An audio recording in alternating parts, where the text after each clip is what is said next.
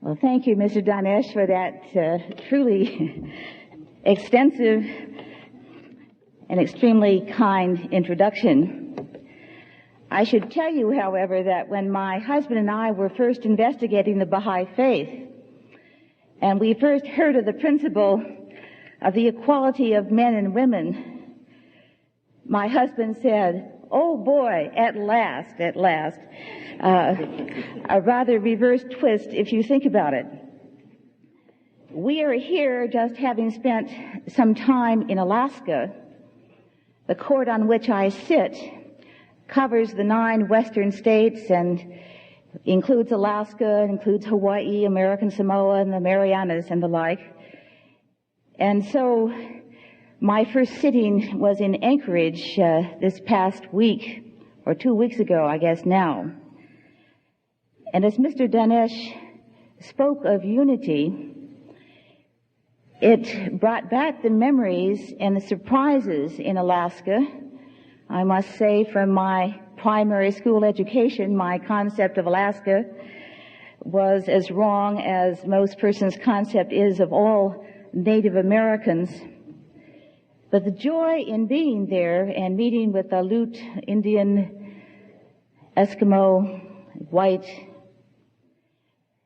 and as we toured not only some of the very primitive villages, but the large steel and glass corporations run by the natives under the settlement of the Native Settlement Act of 1971, as I spoke to the president of one of these native corporations, I said, "How do you feel about the development that you see in Alaska, the diversity among the tribes, the growth of material goods and the like?" And his answer was, "I could not have survived it all were it not for the Great Spirit." And so here this man in his Brooks Brothers suit, in his steel and glass office, administering millions of dollars, still related to what he called the Great Spirit. And then when we were in a small village just outside of Anchorage, and indeed heard the lovely prayers, and some of them were given in English, the reference to the Great Spirit was equally represented there. And this is by way of saying that I think this unity and this unity in diversity about which the Institute for Baha'i Studies is speaking and is dedicating this conference exists if we can only realize it. In fact, the germ of the idea for this paper, which as you will recognize is but a scratch on the surface of this topic. It would have been lovely if we could have all read several books together and then joined to discuss what this topic means. But the germ of the idea came when I was teaching a course in the legal process at the University of Southern California, where we try to discover what the source of law is. Does it come through man's exercise of reason? Is it an omnipresence in the sky, as Holmes once referred to it? How do we know what the real law is for mankind? And one of the theories of the natural law was the theological theory, which we shall discuss today briefly, which simply says you know what the laws for mankind are by looking to the works of a messenger of God. But then there would always be a student who would raise his or her hand, however few they might be, and say, but that theory cannot be applied because there are so many different messengers of God, all of whom teach different teachings. I was a fairly new Baha'i at the time, this was teaching in 1957, having become a Baha'i in 1954. And I began to try to generate a discussion about how the messengers differed. And then, of course, as a Baha'i knew that in the basic, essential, eternal truths of the fatherhood of God and the brotherhood of man and the golden rule and the power of prayer, they did not indeed differ in the slightest. It was in the temporal laws that we found some differences. And so we began to discuss this topic way back then, and then sitting in the living room of Sheila and Amin Banani, many times we would raise questions such as, when are you free not to obey a law? And how do you know what higher law pertains in any given situation? And thus, we finally put down on paper, as I say, the very beginnings of our thoughts on this topic, and look forward, most of all, to the question and answer period and to the discussion periods which shall follow, not at this conference, I hope, but will continue on for many years to come. I should note that this is prepared in the form of a paper, and for ease of presentation, we shall not refer to the footnotes as we go along. But as you may well imagine, we have many reference sources and cannot take credit for the materials presented in their entirety. Now, there's been renewed interest in the concept of natural law recently, which has been impelled by the highly visible world events of the last several decades. The power of the state has been utilized on numberless occasions to deny and to crush every human right which most of us thought all society guaranteed and cherished. These decades have witnessed a systematic attempt to exterminate populations such as the Jews in Nazi Germany and the Baha'is in Iran, and recorded discrimination directed against all manner of thought, belief, and expression. War and violence have been glorified,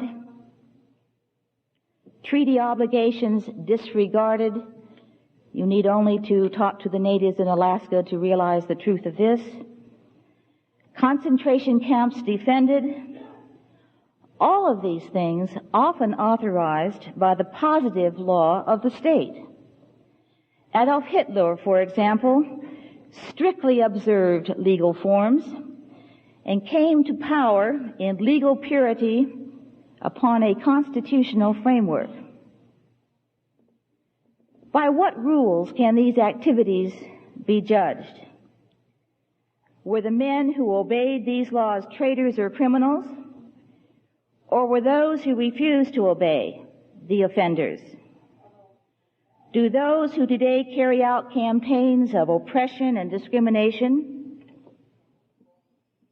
warrant immunity because they do so under the announced law of the land?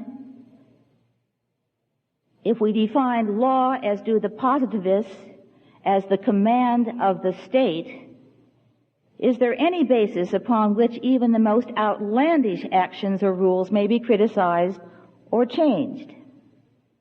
Do those who see the purpose of the law to be a balancing of interests or the greatest good for the greatest number provide us with unequivocal answers? Renewed interest in natural law philosophy is given additional impetus by the perceived need of concerned citizens throughout the world for an improved international order. Our increasing interdependence has created a climate in which many are recognizing that the earth is truly one country and mankind its citizens. Natural law philosophy has a potential for providing the principles for bringing men of differing social and legal backgrounds together and for establishing an international legal order. The adoption of the United Nations Universal Declaration of Human Rights and the draft covenant on the same subject are instructive in this regard. The prime thesis of this paper is that a proper definition and understanding of the theological theory of natural law will lead us to the inescapable conclusion that universal God-given principles have been provided to mankind in each age for the development of civilization, and that the rules for the present age stand as the basis for a global and all-inclusive system of international law. Now, the phrase natural law historically has embraced such a wide variety of concepts that it is impossible of adequate definition. In fact, any one definition would be misleading. However, it is probably correct to say that all theories of natural law are characterized by the idea of a higher law, a law of morality, if you will, which is based upon something more than individual preference. In 1953, at the Notre Dame Natural Law Institute, addresses on the natural law were given by scholars of the Buddhist, Jewish, Christian, and Muslim traditions. Father Theodore Hesburgh, then Executive Vice President and now President of Notre Dame University, concluded that points of agreement had exceeded all expectations. He posited three fundamental notions as the basis of Western natural law theory. First, its divine origin. Second, its universality and applicability to all men of all kinds. And three, its discernibility by human reason. It is probable that natural law, in a sense of a higher law, has existed in all civilizations and cultures of mankind. It existed in Greece and Rome, and the idea of a rationally discovered divine law was recognized early by many Christian writers, culminating in the works of St. Thomas Aquinas. His writings still furnish the blueprint for a flourishing school of natural lawyers called the Classical Philosophical School, which we shall discuss briefly later in this paper. The influence of natural law spread from the Roman law to the civil law and to the canon or church law, and played a significant part in the development of the common law during the medieval period. Natural law then began to serve as a basis for a developing body of international law. The so-called classical natural law tradition continued through the Renaissance. It taught that man is by nature a social animal, and that the existence of a political society and of relations among individuals as members of that society are primary and natural. According to St. Thomas Aquinas, quote, man is unthinkable without the state, because it is only in the state and through the state that he can achieve perfection, end quote. But toward the end of the Renaissance, a change occurred. The political thinkers of the Enlightenment broke with the classical conception and sought to base natural law not upon man in society, but upon an empirical study of the individual abstracted from society in a pre-political state of nature. From some urge or right considered basic, such as the right to self-preservation, they derived all further rights and duties as well as the origin of civil society. It was this natural rights version which played such an important role in the ideological, political, and legal development of the United States. Meanwhile, in Europe, there were some rationalist lawyers who taught that natural law furnished ideal rules for a complete legal system which would be valid at any time and any place. But philosophers and jurists, whether sociologists, utilitarians, or historians, could not agree on what these ideal elements were, and most abandoned the idea of natural law during the rest of the 19th century.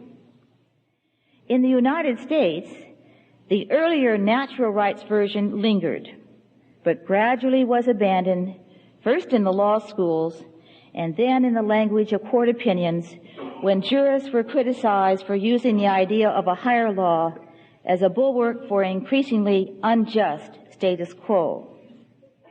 In the last part of the 19th century, overt natural law language in United States cases was replaced by the language of substantive due process. At the same time that natural law was being rediscovered outside the legal system by philosophers and social scientists and others disturbed by world events. To understand the thesis of this paper, it's important that we understand the positive law, natural law debate. Contemporary American jurisprudence has gravitated into two opposing positions. The one generally referred to as legal positivism, the other as natural law.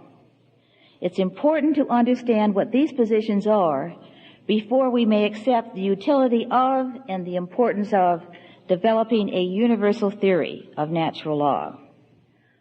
Ronald Dworkin, the doyen of American students of jurisprudence, if only by fiat of the New York Review of Books, has made a major contribution to the American revival of natural law theory. His work represents an intellectual development in jurisprudence which evinces concern for moral aspects of law and is part of a deeper development in moral and normative theory, most of which is beyond the scope of this paper. It is his criticism of the positivists which interests us here. The theory of legal positivism was first made popular by the 19th century philosopher John Austin, who stated the first tenet of positivism, that the law is a set of rules specially selected to govern public order. The sole criterion for identifying these special rules is whether they are the command of the sovereign. He defines an obligation as subjugation to a threat of force. As Dworkin points out, it is difficult to say that any person or group has that degree of control necessary to qualify as an Austinian sovereign. To say that in the United States the people are sovereign, for instance, makes his definition meaningless. Professor H.L.A. Hart's version of positivism is much more powerful and complex.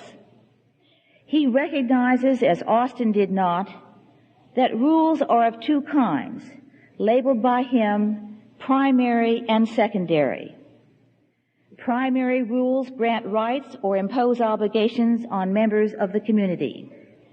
The rules of the criminal law forbidding us to rob or murder are examples of primary rules. Another example is the rule of inheritance. Secondary rules are those which stipulate how and by whom such primary rules may be formed, recognized, modified, or extinguished. For instance, rules that stipulate how a legislature is composed or how it enacts legislation are examples of secondary rules. Rules about the execution of wills are also examples of secondary rules because they stipulate how very particular rules governing particular legal obligations come into existence and can be changed. A rule, according to Hart, is not binding merely because some person with physical power wants it to be so, as Austin says. The promulgator of a rule must have authority to issue the rule, and such authority can come only from another rule already binding on those to whom he speaks. This secondary rule Hart refers to as a rule of recognition. The rule of recognition is the sole rule in a legal system whose binding force depends upon its acceptance and not upon the physical power of its author. Hart's analysis of the legal system preserves intact the positivist notion that legal and moral ideas are separable. For Hart, a legal system may be simultaneously valid and immoral.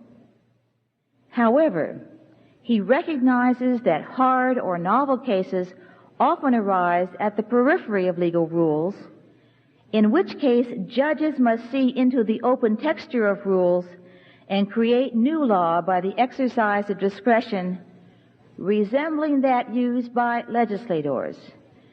And I realize that some of this may be hard to follow, and I apologize for that because I think it's very difficult to sit and listen to sometimes concepts in lawyer language in the vocabulary of the lawyer. But what Hart is saying here, and now as I sit as a judge on the United States Court of Appeal, I see that judges argue about this all the time. When you have a case to which a specific rule does not appear to apply, where do you find the rule that should be applied? Do you make it up? Do you try to figure out what a majority of the people would think is right? Or do you turn to some other source? And the positivist who says that you could have a perfectly immoral system along with the laws of the state, this poses some difficulty, I think, for some judges. Dworkin criticizes and attacks positivism, noting that when lawyers reason or dispute about legal points and legal rights, particularly in the hard cases, they make use of standards that do not function as rules, but operate differently as principles or policies. In distinguishing principles from rules, Dworkin cites the case of Riggs versus Palmer, decided in New York in 1889. In this case, the question was whether an heir named in the will of his grandfather could inherit under the will, even though he had murdered his grandfather. To do so, the court reasoned initially, and I quote, "It is quite true that statutes regulating the making, proof, and effect of wills and the devolution of property, if literally construed, and if their force and effect can in no way and under no circumstances be controlled or modified, would give this property to the murderer," end quote. But the court then said, and I quote, "All laws, as well as all contracts, may be controlled in their operation and effect by general fundamental maxims of the common law. No one should be permitted to profit by his own fraud, or to take advantage of his own wrong, or to found any claim upon his own iniquity, or to acquire property by his own crime," end quote. Despite the positive law in that case, the court did not give the murderer the inheritance. Dworkin argues then that lawyers and judges, in arguing and deciding cases, appeal not only to so-called black-letter rules, but also to other standards he calls principles, as, for example, the principle that no man may profit from his own wrong. He concludes that no ultimate distinction can be made between legal and moral standards, as the positivist suggests. Dworkin argues that a satisfactory theoretical account of legal reasoning in the novel or hard cases in which the legal rules afford no certain direction requires the acceptance of some form of natural law. He agrees with Hart that judges must sometimes make law, but strongly disagrees that a judge should ever act as a deputy legislator. He draws a distinction between principles on the one hand and policies on the other. Policies justify a political decision by showing the decision advances a goal of the community. An example would be a subsidy given to an aircraft manufacturer to protect the national defense. Principles, on the other hand, are generally normative considerations that respect or secure some individual or group right, such as the right of a minority to equal treatment under the law or the right to free speech. Principles may overlap or be in conflict with one another and thus must sometimes be balanced. Principles are propositions that describe rights, whereas policies are propositions that describe goals.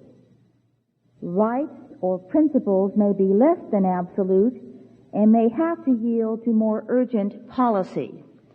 For example, you do not have the right to cry fire in a crowded theater.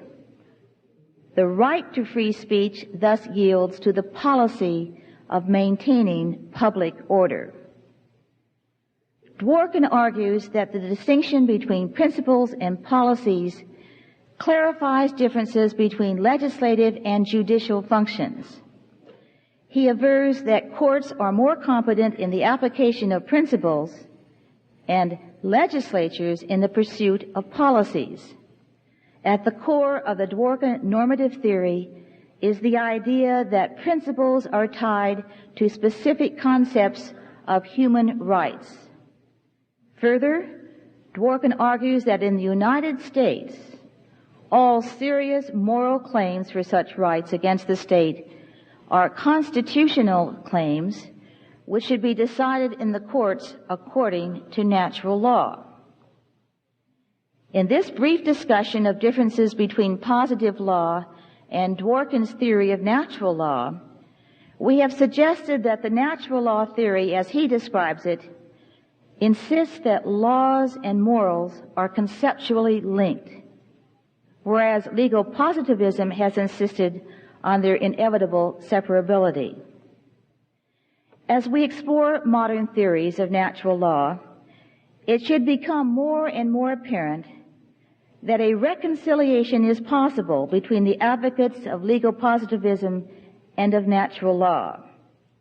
It will appear that natural law may indeed give to positive law its morally binding character. It may set standards against which laws may be measured and administered, and set limits within the legal system. In this connection, it will be necessary to distinguish between prohibitive and permissive demands of natural law. There may be certain natural law precepts which are so important that no state decree can legitimately alter them. In such cases only, though not in all matters of principle as Dworkin suggests, one could be permitted to disobey the law. One may recognize the operation of such a principle in the case of a person ordered to take the life of another human being without justification. Other natural law principles may be of less importance or permissive in character, and be less compelling than that principle of natural law favoring obedience to legitimate authority. For instance, the maintenance of legal order is more important than the application of an unjust tax law. As Jim will indicate, in the Baha'i world order, we do not have the problem of trying to distinguish between prohibitive and permissive demands of natural law, because we have one central source of authority in these matters. Having given, however briefly, the positivists their due, it shall be assumed for the remainder of this paper that there is a general feeling of need for natural law or some universal public moral standard. In this light, we shall give brief attention to three modern theories of natural law and point out that one of these theories, indeed, provides the universal standard which is the basis for world unity and world order.